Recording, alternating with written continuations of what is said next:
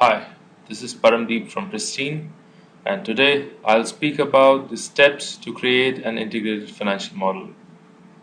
So, just to summarize the various steps, these are the steps to create an integrated financial model. I'll take you through the model step by step, and also I'll show you in the model how these steps are to be followed. So, the first step in creating any integrated financial model is essentially to have a good layout for the model. So, if I were to just summarize it, so for example, in this particular layout, you can see that the layout is very clean. One, two, it has all the units specified. So, for example, all the units are in dollar million or in number of days and so on. The other thing is that there is a clear demarcation for the balance sheet assumptions, the revenue assumptions, the cost assumptions, and the asset assumptions. You can clearly see that I am using column A as my first navigation column, right? In the second column B, I am using it as a second level of table of contents, and I am fixing column E for the year FY05. If I go to the revenue buildup, I still use column E for the FY05. If I go to the cost buildup, I still use column E for FY05, and so on. So this gives me a simple help in the form that whenever I am calculating anything, so for example, let's say if I am calculating the values for FI06, I will always know that I have to link column G to column G. Obviously, the opening balances in column G are going to come from column F, right? So there are some specific tricks that you can follow to create an efficient layout for your model. And finally, the goodness or the value of your model will come through the efficient layout. So when we start creating the model, the first thing that we'll lay our stress on is creating an efficient layout. I hope that's clear. Yeah. So just to summarize, the first step is creating an efficient layout.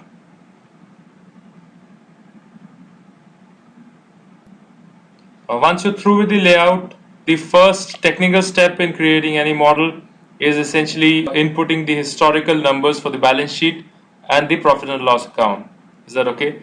Typically, to demarcate between the constants, that's basically the assumptions, and the calculations, I use a blue colored font for the inputs or the assumptions, and I use a black colored font for the calculations.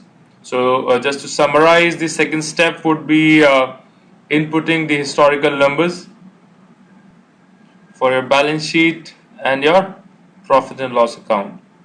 Now, obviously, once you have the historical numbers for your balance sheet and your P&L, the next step is to figure out what are the growth drivers, right? So the next step that we would be following is basically figuring out the growth drivers.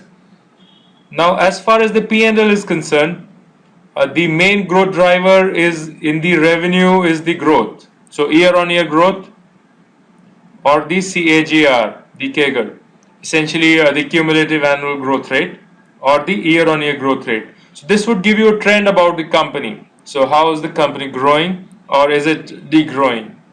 Based on the revenue, you can almost assume that the rest of the costs would remain as a percentage of revenue.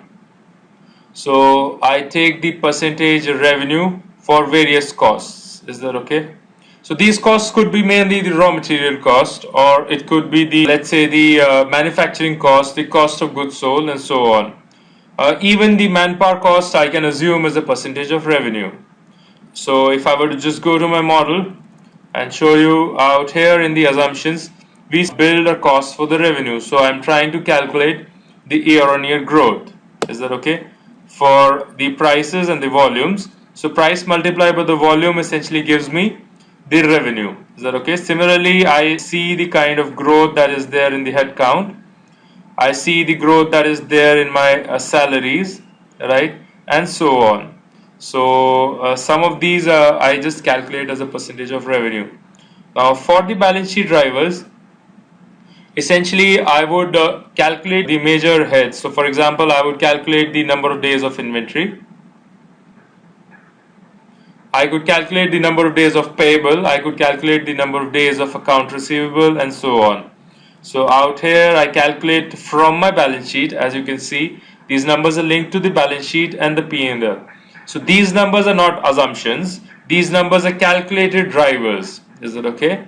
So I calculate the number of days of inventory, the accounts receivable, and the various other balance sheet numbers. Is that okay? Now once we have these numbers, the next thing is making your own assumptions. So you have seen the trend. Now you go about making your own assumptions. So these assumptions are forward-looking assumptions. So you make some assumptions about the future. Okay. So looking at the trend. So for example, if I go to my model, looking at the trend, I figure out that they were holding around 110, 111 days of inventory in the past. So I am assuming that they are going to hold 115 days of inventory for the first 2 years, and then they hold 110 days of inventory. Similarly, if I am assuming that their if I take a look at their volume growths, the growth has tapered down. Based on this, I sort of make some assumptions. So the growth has is around 18%, 15%. So I make some assumptions about the price and the volume. So for example, the growth has tapered down in the prices. So I make an assumption that they would not be able to increase the prices in future, and sort of I make some assumptions about the volume. Now these assumptions you will have to sit with the management of the company and then figure out their possible outlook about the future. Right? Now based on these assumptions that you have made, the next step would essentially be projecting your own. So you would be projecting your own balance sheet. So you would be projecting the future numbers for your profit and loss account and the balance sheet. Is that okay? So the next step that I follow in my model is essentially figuring out, so from the assumptions I drive the revenue, the costs, the various costs that I have to calculate. Is that okay? So I drive the various costs from the assumptions. As you can see, these are all linked to the assumption sheet, right?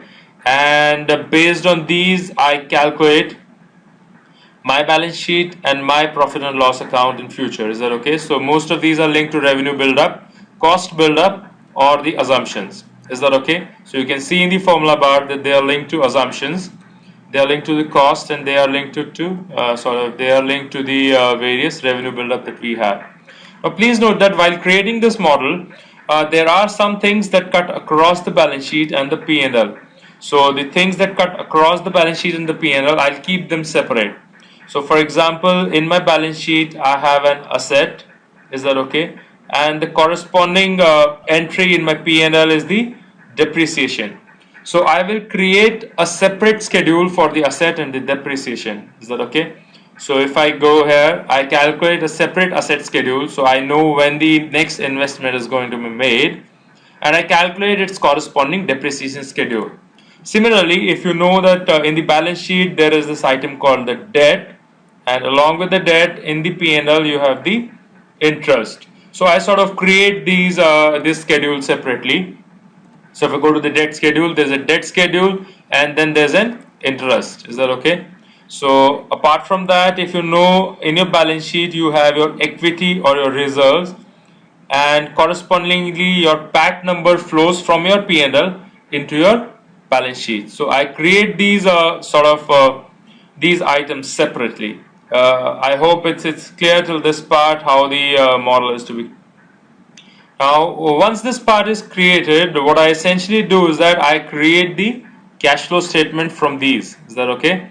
So I create the cash flow statement. As you can see, the cash flow statement is primarily linked to the profit and loss account, your balance sheet, your various asset schedules that you have created, and the equity schedule that you would create. So based on this, the next step that I follow, so that would be called the step 7, is essentially creating the cash flow statement. Now once the cash flow statement is created, the next thing that you should note is that for the future projections that you have made, so for example FY10, 11, you flow them back into your balance sheet. Is that okay? So sort of your cash number is your balancing number for your balance sheet. So as you can see, the cash and the cash equivalents flow in from your cash flow statement to the balance sheet statement.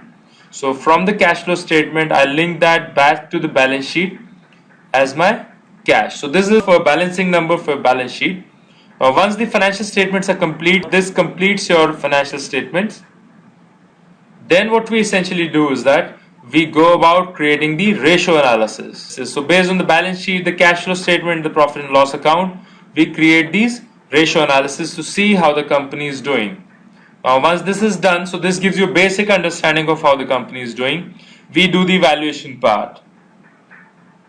So if you go for the valuation, so the first part in your valuation is essentially your valuation through the free cash flow to the firm.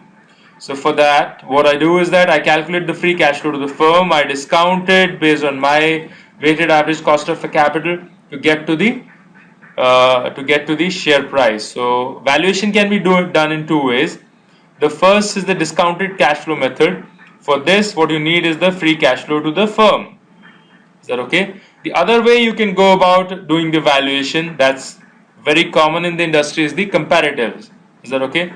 Now within comparatives, you can have the transaction comparatives, okay, or you can have the trading comparatives.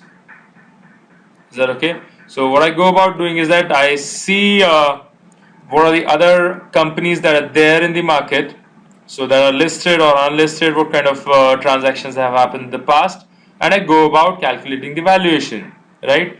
Now once this is done, what I do is that to satisfy my manager and to show the right report to him, what I go about doing is creating a football field analysis for that. So essentially then I start doing the scenario analysis. Okay, now for scenario analysis, the first thing that I do is essentially I do a data tables to calculate the sensitivity of my variables, right? And the next thing that I do is that I create a chart to show sort of, so this is the data tables that I make to see what kind of sensitivity is there to the various parameters. And the other thing that I do is that I create a football field. In this football field, what essentially I would be doing is that I would be creating a chart which would say that the average price is somewhere here. My DCF gives me a price within this range. My comparatives by, let's say, the PE give me my valuation within this range. My comparatives by, let's say, EV by EBITDA gives me in this range, and the actual share price is, let's say, this. Is that okay? This is what my actual share price is. So this kind of an analysis is called a football field analysis.